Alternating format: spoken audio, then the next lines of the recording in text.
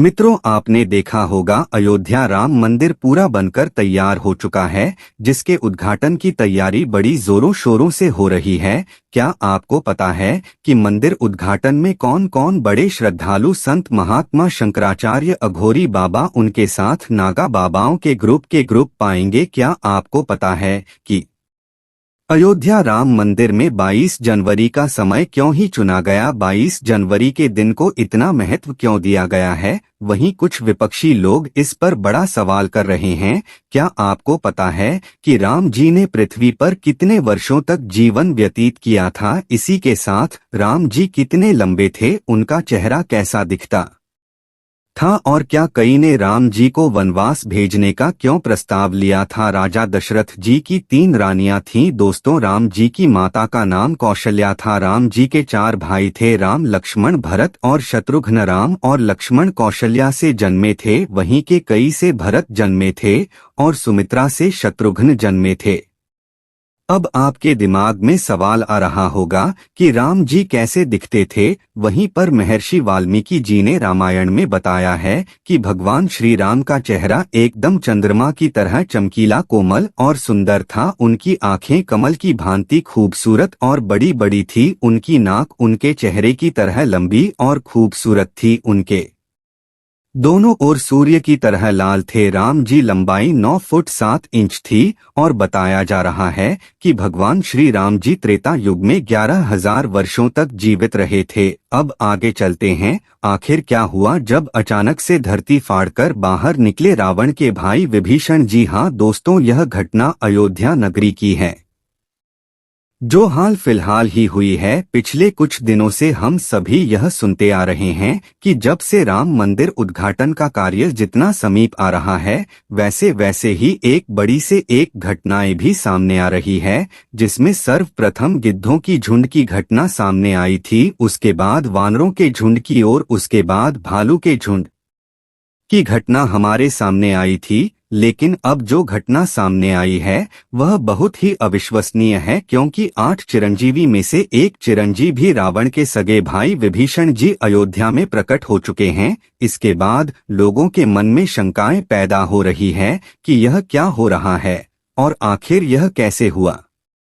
यह विचार सभी के मन में आ रहे हैं। तो आपको बता दें कि विभीषण जी को प्रभु श्री राम ने ही समय के अंत तक जीवित रहने का वरदान दिया था। दोस्तों, रावण के भाई विभीषण बहुत बड़े राम भक्त थे। जिस प्रकार से हनुमान जी, जामवंत जी, सुग्रीव और अन्य बहुत से लोग जो राम जी के बहुत बड़े भक्त थे, उनमें से एक है विभीषण। विभीषण जी जिन्होंने प्रभु श्री राम की मदद की थी रावण की मृत्यु करने में, क्योंकि एकमात्र विभीषण जी ही यह जानते थे कि रावण की नाभि में अमृत है, और वही एकमात्र सबूत थे जिन्हें यह पता था कि वह अमृत सिर्फ और सिर्फ रावण की नाभि में है और रावण से वहीं वार करने से मरेगा। अगर विभीषण जी उस वक्त श्री राम का साथ नहीं देते तो हो सकता था आज रामायण का इतिहास कुछ और होता। दोस्तों, महर्षि विश्रवा को असुर कन्या क्या किसी के सहयोग से 3 पुत्र हुए, जो कि रावण, कुंभकर्ण और विभीषण थे। विभीषण विश्रवा के सबसे छोटे पुत्र थे।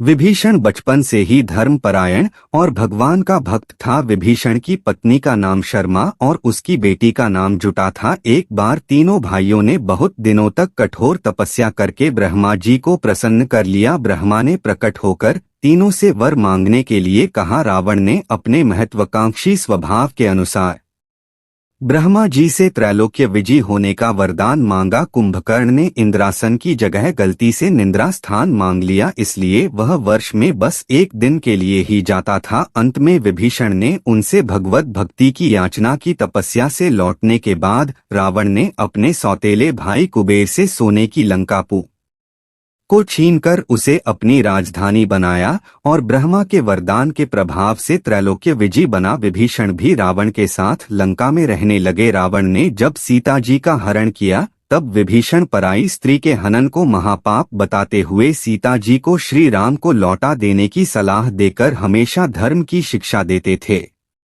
लेकिन रावण उसकी एक नहीं सुनता था। अंत में रावण ने उसे लंका से निकाल दिया। दोस्तों, जब हनुमान जी सीता की खोज करते हुए लंका में आए, उन्होंने श्री राम नाम से अंकित विभीषण का घर देखा। घर के चारों ओर तुलसी के वृक्ष लगे हुए थे। सूर्योदय के पूर्व का समय था। उसी समय श्री राम नाम का स्मरण करते हुए विभीषण जी की निद्रा भंग हुई। राक्षसों के नगर में श्री राम भक्त को देखकर हनुमान जी को आश्चर्य हुआ। दो राम भक्तों का परस्पर मिलन हुआ। हनुमान जी ने उनसे पता पूछकर अशोक वाटिका में माता सीता का दर्शन किया। जब हनुमान जी लंका का दहन कर रहे थे, तब उन्होंने अशोक वाटिका आम को इसीलिए नहीं जलाया क्योंकि वहां सीता जी को रखा गया था। दूसरी ओर उन्होंने विभीषण का भवन इसलिए नहीं जलाया क्योंकि विभीषण के भवन के द्वार पर तुलसी का पौधा लगा था। भगवान विष्णु का पावन चिन्ह शंख चक्र और गदा भी बना हुआ था। सबसे सुखद तो यह कि उनके घर के ऊपर राम नाम अंकित था। यह देखकर हनुमान जी ने उनके भवन और मंदिर को नहीं जलाया।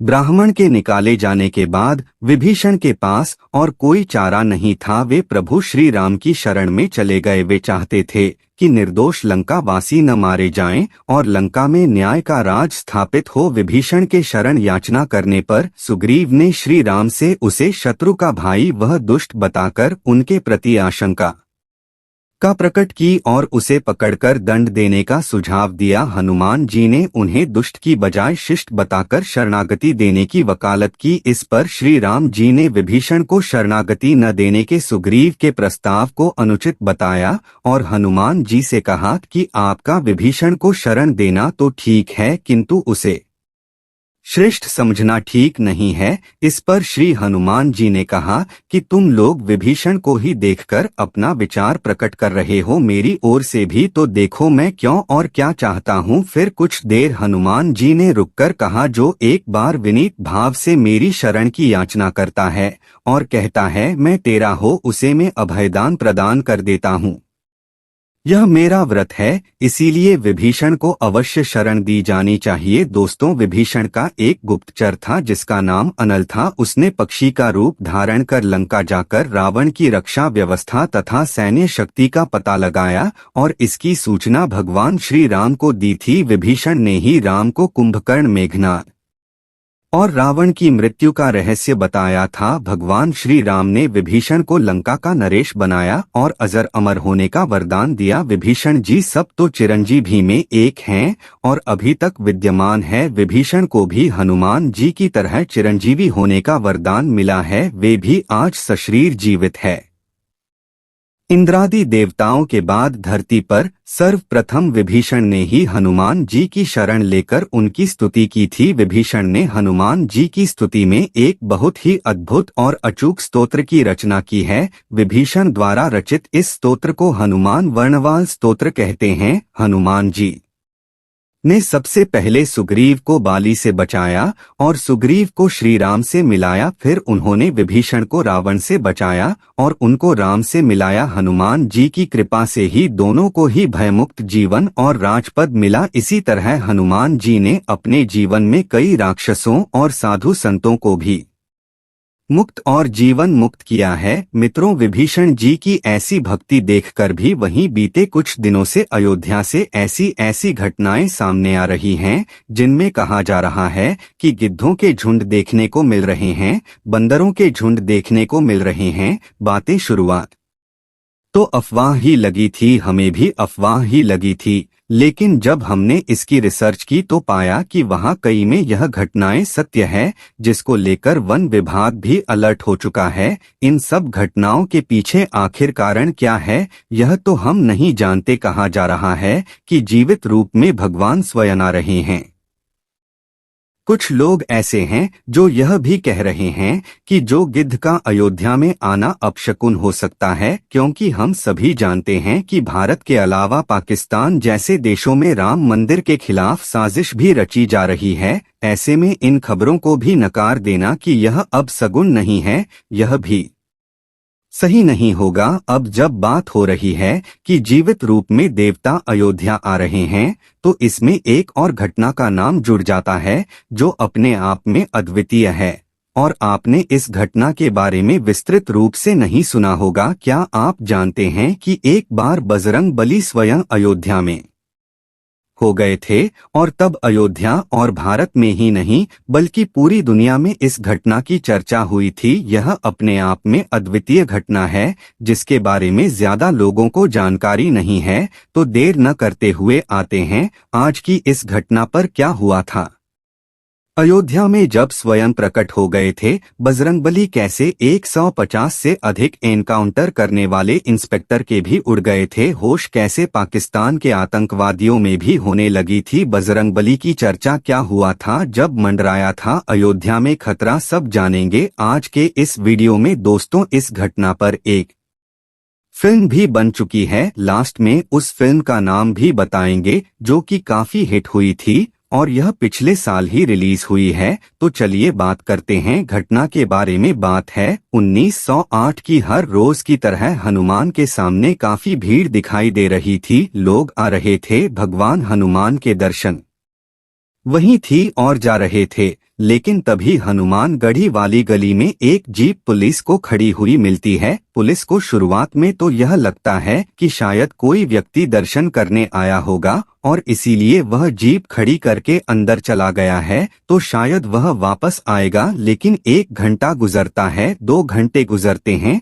लेकिन फिर भी उस जीप को लेने कोई नहीं आता है। 2 घंटे बाद पुलिस उस जीप को लेकर थाने चली जाती है और फिर उस जीप की तलाशी की जाती है। उस जीप में एक मोटर प्राप्त होता है। यह वह मोटर था जिससे पानी निकलता है, आमतौर पर इसे टुल्लू भी कहा जाता है। उस मोटर को खोला जाता है तो मोटर के अंदर कुछ बुरादे जैसा पाउडर जैसा मिलता है। पुलिस कुछ समझ नहीं पाती है और तुरंत ही एसटीएफ को बुलाया जाता है। उस समय एसटीएफ टीम को लीड कर रहे थे इंस्पेक्टर अविनाश मिश्रा। अविनाश मिश्रा की पोस्टिंग 19 में हुई थी और 1905 से 2000 तक वह एसटीएफ में कार्यरत रहे। इनके नाम एक 50 एनकाउंटर भी है। अविनाश मिश्रा जैसे ही पहुंचते हैं और देखते हैं, वह तुरंत बताते हैं कि यह तो आरडीएक्स है। एसटीएफ टीम को यह समझते देर नहीं लगती है कि आरडीएक्स अब पूरी अयोध्या में फैल चुका है। तुरंत ही पूरी अयोध्या को अलर्ट किया जाता है और पूरी अयोध्या में 1 घंटे के अंदर ही 8 जगहों पर आरडीएक्स जब किया जाता है। यह अपने आप में काफी हैरान करने वाली घटना थी। यानी आतंकवादियों की यह साजिश थी कि पूरी अयोध्या को एक बार में ही नष्ट कर दिया जाए। क्योंकि यह जीप हनुमान गढ़ी के पास पाई गई थी तो पूरी उम्मीद थी कि हनुमान गढ़ी में भी कहीं न कहीं आरडीएक्स रखा गया हो। एसटीएफ टीम तुरंत ही हनुमान गढ़ी की तलाशी करना शुरू करती है, लेकिन बहुत हाथ पैर मारने के बाद भी टीम को कुछ नहीं मिलता है। इंस्पेक्टर अविनाश मिश्रा थक हार कर बैठ जाते हैं, लेकिन तभी एसटीएफ टीम का ही एक सदस्य काफी देर में मंदिर के अंदर से निकलता हुआ दिखाई देता है। लेकिन यह सदस्य कभी एसटीएफ टीम में रहा ही नहीं था। अविनाश मिश्रा जैसे ही उस शख्स को आवाज देते हैं, वह व्यक्ति भागने लगता है। यह व्यक्ति पूरी तरह एसटीएफ दस्ते के ही यूनिफॉर्म में था। तुरंत ही टीम उसे डराकर पकड़ती है और यह समझते देर नहीं लगती कि यह कोई आतंकवादी ही है। जैसे ही उस आतंकवादी को पकड़ा जाता है, आतंकवादी हंसने लगता है और हंसते हंसते कहता है, अरे तुम कुछ नहीं कर सकते हैं, मैंने अब हनुमान घड़ी के अंदर टाइम बम लगा दिया है। और घड़ी देखते हुए वह कहता है, अब तो सिर्फ 1 मिनट बचे हैं, जाओ जो करना है कर लो। तुरंत इंस्पेक्टर अविनाश मिश्रा हनुमान गढ़ी के अंदर की तरफ भागते हैं।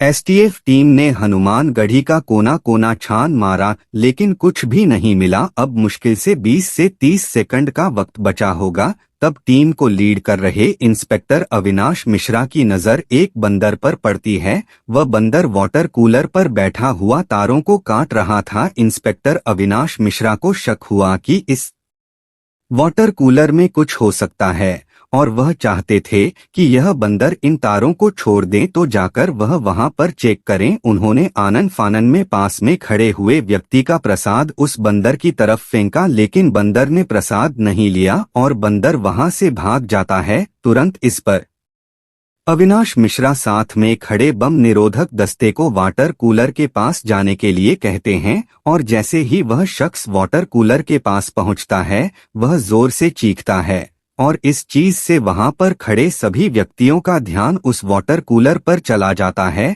वह शख्स जोर से चिल्लाकर कहता है, अरे यह तो टाइम वाम है। और इसके साथ ही वह एक बात और कहता है, वह कहता है, अरे सर यह तो 3 सेकंड पर रुक चुका है। अविनाश मिश्रा को यह समझते देर नहीं लगती कि वह बंदर जिन तारों को काट रहा था वह तार इस टाइम बम के ही थे। अविनाश मिश्रा तुरंत उस बंदर को ढूंढने के लिए दौड़ने लगते हैं और तभी ढूंढते हुए अविनाश मिश्रा की नजर हनुमान गढ़ी के शिखर पर जाती है जहां पर एक बंदर मंदिर पर लगे कलश को सहला रहा था। पूरी टीम यह समझ जाती है कि छोटे वार्नर के रूप में स्वयं साक्षात बजरंग बली ही हनुमान गढ़ी को बचाने के लिए आए हैं। सभी टीम के सदस्य भगवान हनुमान के आगे दंडवत प्रणाम करते हैं।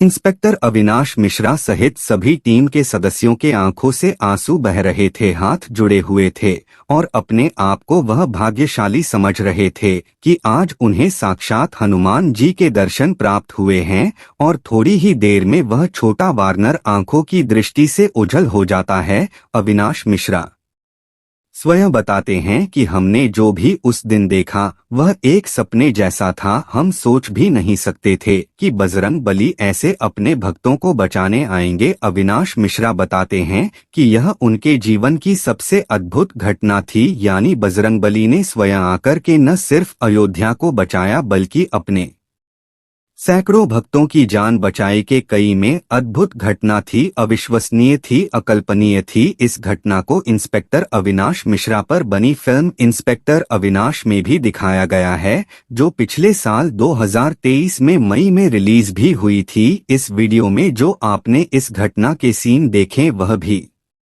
इसी मूवी के ही है। तो दोस्तों आज हमें यह लगा कि यह घटना आप तक अवश्य पहुंचानी चाहिए, तो हमने पहुंचाया। अब आपकी बारी है कि इस घटना को और भी लोगों के साथ शेयर करें। इसको लेकर के इंटरनेट पर तमाम आर्टिकल्स आपको मिल जाएंगे, तमाम वीडियोज मिल जाएंगे और वह फिल्म भी मिल जाएगी जिसमें इस घटना को दिखाया गया है। इसी तरह की और भी घटनाएं आप जानना चाहते हैं, अयोध्या से जुड़े हर एक अपडेट की जानकारी में आपको इस वीडियो के माध्यम से देता रहूंगा। इसलिए आप हमारे इस चैनल को सब्सक्राइब, लाइक, शेयर जरूर कीजिए और कमेंट में जय श्री राम जरूर लिखिए। हमारे साथ इस वीडियो में लास्ट तक जुड़े रहने के लिए आप सभी को दिल की गहराइयों से प्रेम पूर्वक बहुत बहुत धन्यवाद।